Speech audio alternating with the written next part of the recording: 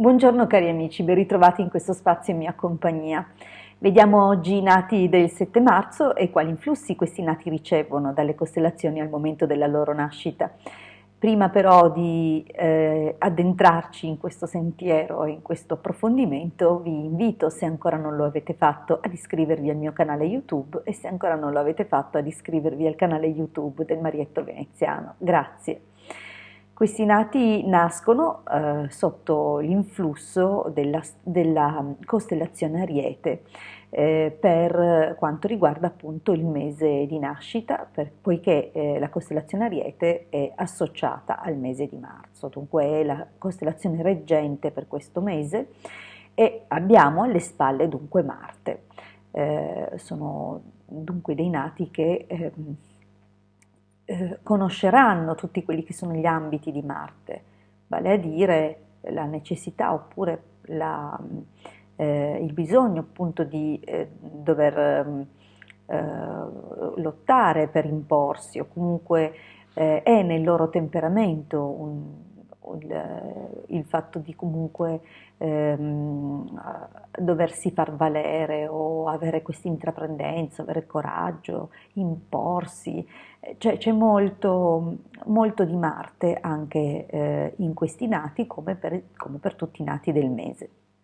Purtroppo può anche voler dire noie legali perché la lotta è intesa a 360 gradi, dunque è possibile appunto che debbano avere a che fare con qualche nemico, con qualcuno che li ostacola e nel tempo anche dover affrontare magari per vie legali delle faccende o delle questioni.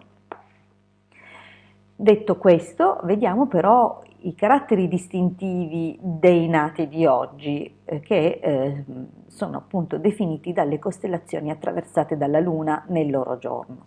Non approfondiremo comunque in modo singolare per ciascuno di questi nati, poiché mancano ovviamente al momento di questa indagine i dati relativi al luogo, all'ora e al giorno settimanale di nascita che costituiscono elemento di personalizzazione. Dunque ci teniamo su una linea generale valida per tutti i nati, che poi, ripeto, appunto, tramite lo studio personalizzato poi si vanno a verificare, a sondare altri ambiti che non sono appunto sondabili in questa sede. Ma veniamo a noi. La prima costellazione attraversata dalla Luna oggi è la costellazione Capricorno. Io non parlo di segno zodiacale ma di costellazione, questo è importante perché non si faccia confusione con quella che è l'astrologia moderna. Questi nati hanno, dal punto di vista dell'astrologia lunare antica del Cinquecento, un forte marchio, diciamo così, saturnino. E non ce l'hanno solo perché Capricorno è la prima costellazione visitata dalla Luna, ma anche perché segue la costellazione Acquario, che anticamente appunto era associata a Saturno. Per giunta Acquario è presente 2 volte nel loro quadrato di nascita, vale a dire quadrato di nascita significa l'elenco delle costellazioni visitate dalla Luna nell'arco della giornata. Abbiamo quindi un influsso particolarmente forte di Saturno su questi nati e dunque possiamo stabilire che a livello caratteriale fisico hanno le seguenti caratteristiche. Sicuramente dal livello fisico molta resistenza, ma anche una certa propensione ai malanni. È possibile che siano di causa ereditaria o genetica, comunque c'è qualcosa su cui dovranno lavorare ed è possibile che siano soprattutto a carattere circolatorio, in particolare nell'area delle gambe. Detto questo, ad ogni modo il fisico, abbiamo detto, è resistente e potrebbe essere o tozzo o slanciato, cioè tipico delle persone con valori di aria, cioè molto magri o comunque energici. Per quanto riguarda comunque la loro fortuna, è una fortuna media che cresce. nel senso che parte in modo medio, ma nell'età matura conosce un crescendo, dunque magari ci metteranno un po' a sistemarsi come si deve, ma la fortuna poi li assisterà soprattutto nell'ultima parte della vita, cioè saranno sempre più fortunati. Il loro carattere è signorile, sono molto intelligenti, filosofici, anche seri, un po' chiusi, introversi, solitari. Questo è l'influsso comunque di Saturno, che ovviamente lavora anche dal punto di vista caratteriale o dell'interazione col prossimo, con gli altri.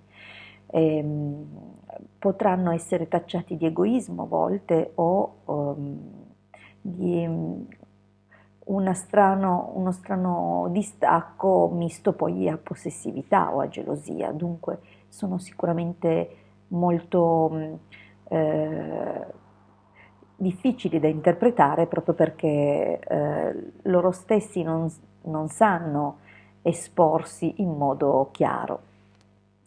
Ad ogni modo, abbiamo detto appunto che